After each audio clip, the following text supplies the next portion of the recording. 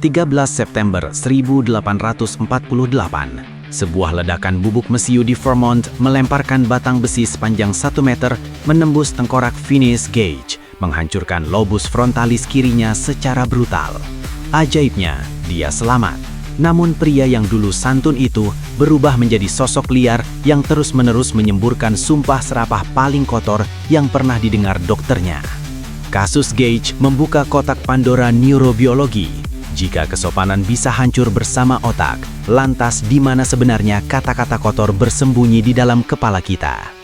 1 dekade kemudian, Dr. Paul Broca membedah otak pasien yang dijuluki Tan, seorang pria yang kehilangan seluruh kemampuan bicara kecuali 1 suku kata. Namun anehnya, saat marah, Tan masih bisa mengumpat dengan lancar dan jelas.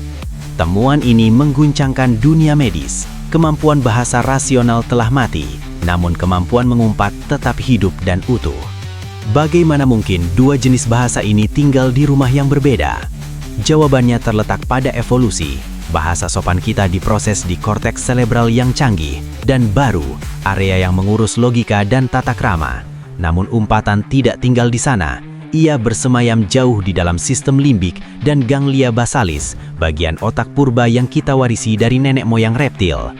Jadi, ketika Anda mengumpat, itu bukan mulut Anda yang bicara, melainkan insting hewan liar yang mengambil alih kendali. Sistem limbik ini adalah pusat alarm lawan atau lari, tempat yang sama saat seekor kera menjerit melihat predator. Mengumpat secara neurobiologis bukanlah bahasa, melainkan sinyal bahaya akustik yang setara dengan gonggongan anjing penjaga atau desisan ular kobra. Tapi jika ini hanya mekanisme bertahan hidup, mengapa rasanya begitu memuaskan saat kita kesakitan? Untuk menjawabnya, Universitas Keele di Inggris melakukan eksperimen menyiksa namun brilian. Para relawan diminta merendam tangan mereka ke dalam air es yang membekukan tulang. Kelompok pertama dilarang bersuara atau hanya boleh mengucapkan kata netral seperti meja atau kursi. Hasilnya, mereka menyerah dalam hitungan detik karena tidak kuat menahan siksaan dingin yang menusuk. Kelompok kedua diizinkan untuk meneriakkan kata kotor favorit mereka sekeras mungkin berulang kali selama perendaman. Data menunjukkan lonjakan drastis. Mereka mampu menahan rasa sakit 50% lebih lama dibanding kelompok yang diam, dengan detak jantung yang memacu lebih cepat. Ini membuktikan bahwa mengumpat memicu analgesia yang diinduksi stres, sebuah pereda nyeri alami yang diproduksi tubuh sendiri. Kata kotor memicu amigdala untuk membanjiri darah dengan adrenalin yang kemudian memblokir sinyal rasa sakit di sumsum tulang belakang sebelum mencapai otak. Ini adalah mekanisme bertahan hidup purba. Nenek moyang kita mungkin tidak mengumpat karena meja, tapi raungan agresif mereka memberi tenaga ekstra untuk lari dari harimau meski kaki sedang terluka. Namun, efek ajaib ini memiliki 1 kelemahan fatal. Studi lanjutan menemukan bahwa orang yang terlalu sering mengumpat dalam keseharian tidak akan merasakan efek pereda nyeri ini saat benar-benar membutuhkannya. Otak mereka telah mengalami desensitisasi emosional. Kata bangsat bagi mereka sama tawarnya dengan kata bantal. Lalu siapa yang memutuskan kata mana yang tabu dan mana yang suci? Kita mundur ke zaman Romawi kuno. Kata profane berasal dari bahasa Latin profanum, yang secara harfiah berarti di luar kuil. Segala sesuatu yang ada di dalam kuil dianggap suci, sementara yang di luar, rakyat jelata, kotoran dan kekacauan adalah profan. Awalnya, kata kotor bukanlah tentang selangkangan, melainkan tentang penistaan terhadap Tuhan dan sumpah palsu.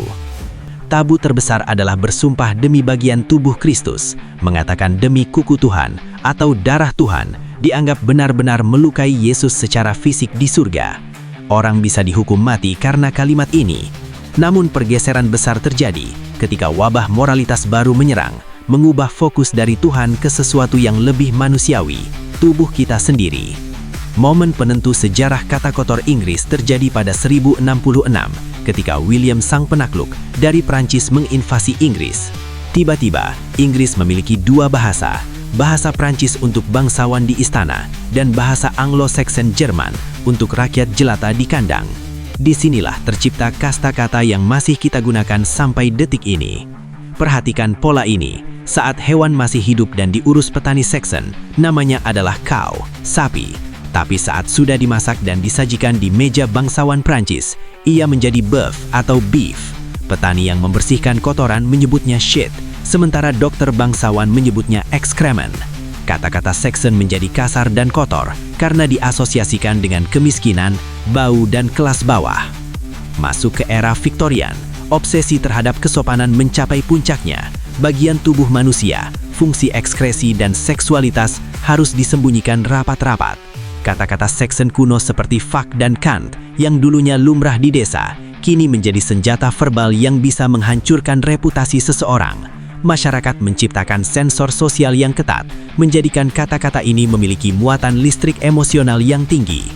Namun ada alasan lain mengapa kata kotor terdengar begitu kuat. Fonetik.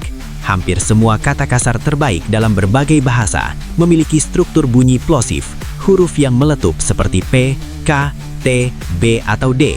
Bunyi ini memungkinkan kita melampiaskan agresi fisik melalui mulut, seolah-olah kita sedang memukul atau meludahi lawan bicara tanpa perlu menyentuhnya. Bukti paling nyata bahwa mengumpat tertanam dalam kabel otak kita adalah sindrom Tourette. Penderita koprolalia tidak bisa menahan umpatan karena adanya gangguan di sirkuit penghambat otak. Ini membuktikan bahwa di dalam kepala setiap manusia ada aliran konstan keinginan untuk mengumpat. Namun orang normal memiliki rem yang berfungsi. Saat rem itu blong, kebenaran insting keluar tanpa filter. Ironisnya, kata kotor tidak selalu tentang agresi. Studi sosiolinguistik di lingkungan pabrik dan militer menunjukkan bahwa pria yang saling mengumpat satu sama lain memiliki ikatan kepercayaan yang lebih kuat. Menggunakan bahasa tabu bersama-sama adalah tanda bahwa kita sudah cukup dekat sehingga aturan sopan santun tidak lagi diperlukan. Ini adalah pelukan verbal dalam bentuk yang kasar. Selama berabad-abad, pria memonopoli hak untuk mengumpat sebagai tanda maskulinitas, sementara wanita yang mengumpat dianggap cacat moral. Namun, data modern menunjukkan kesenjangan ini menyempit drastis. Wanita modern mengumpat hampir sebanyak pria, merebut kembali bahasa kasar sebagai bentuk pemberdayaan dan penolakan terhadap standar wanita baik-baik yang mengekang. Setiap bahasa di dunia memiliki kata kotornya sendiri, dari bahasa isyarat hingga bahasa suku terpencil. Orang tuli yang mengalami cedera pada otak bahasa isyarat masih bisa membentuk isyarat tangan kasar secara spontan. Ini menegaskan bahwa kebutuhan untuk mengekspresikan emosi ekstrim melalui simbol yang tabu adalah universalitas manusia, tertulis dalam DNA kita. Apa yang terjadi pada otak Anda saat mendengar orang lain mengumpat? MRI scan menunjukkan bahwa mendengar kata tabu mengaktifkan amigdala pendengar seketika, membuat bulu kuduk berdiri dan perhatian menajam. Kata kotor adalah senjata psikologis yang membajak perhatian orang lain, memaksa mereka untuk fokus pada ancaman atau emosi yang sedang terjadi. Bahasa terus berevolusi.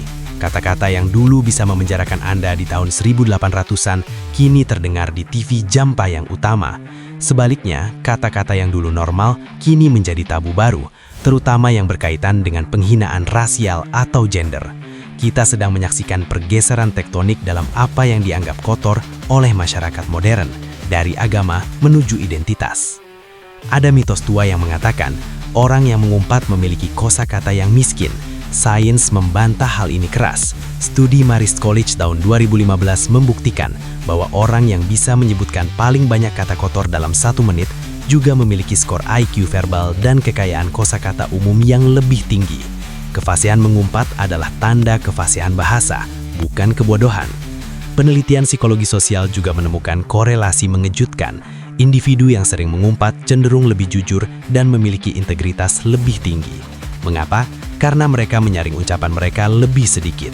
Orang yang mengumpat menunjukkan emosi asli mereka secara transparan, sementara orang yang terlalu sopan seringkali dicurigai menyembunyikan niat asli di balik topeng tata krama. Namun, kekuatan kata kotor sepenuhnya bergantung pada konteks. Mengumpat di depan bos saat rapat bisa memecat Anda, tapi tidak mengumpat saat teman Anda menceritakan kemalangannya bisa membuat Anda terlihat tidak berempati. Otak kita melakukan kalkulasi sosiologis rumit dalam hitungan milidetik sebelum memutuskan apakah kata F itu pantas atau bencana. Psikoanalisis memandang sumpah serapah sebagai katarsis, pembersihan emosi. Seperti katup uap pada mesin bertekanan tinggi, mengumpat mencegah peledakan fisik yang lebih berbahaya. Tanpa kemampuan verbal untuk melampiaskan kemarahan, manusia mungkin akan jauh lebih sering menggunakan kekerasan fisik untuk menyelesaikan konflik. Di Jepang, konsep kata kotor sangat berbeda. Jarang ada kata yang merujuk pada alat kelamin, melainkan pada tingkat kesopanan yang dilanggar. Di Rusia, mat adalah lapisan bahasa kotor yang begitu kompleks hingga bisa membentuk percakapan utuh. Ini membuktikan bahwa apa yang kita anggap tabu adalah cermin dari apa yang paling dihargai oleh budaya tersebut. Penguasa dan diktator sepanjang sejarah selalu berusaha mengontrol bahasa, termasuk melarang kata-kata tertentu. Mengapa? Karena kata kasar adalah bentuk pemberontakan paling sederhana. Dengan melanggar tabu bahasa, rakyat kecil menyatakan bahwa mereka tidak bisa dikendalikan sepenuhnya. Mengumpat adalah tindakan anarkisme linguistik yang paling mudah diakses. Kita tidak bisa menutup mata pada sisi gelapnya, meskipun bisa menjadi obat penahan sakit bagi pengucapnya. Kata kotor adalah pisau yang bisa melukai mental pendengarnya. Verbal abuse menggunakan sirkuit otak yang sama dengan rasa sakit fisik. Kata-kata bisa meninggalkan luka pada amigdala anak-anak yang bertahan seumur hidup, mengubah struktur otak mereka secara permanen. Kita hidup dalam masyarakat hipokrit. Kita melarang anak-anak mengumpat, tapi kita mengkonsumsi film dan musik yang penuh sumpah serapah.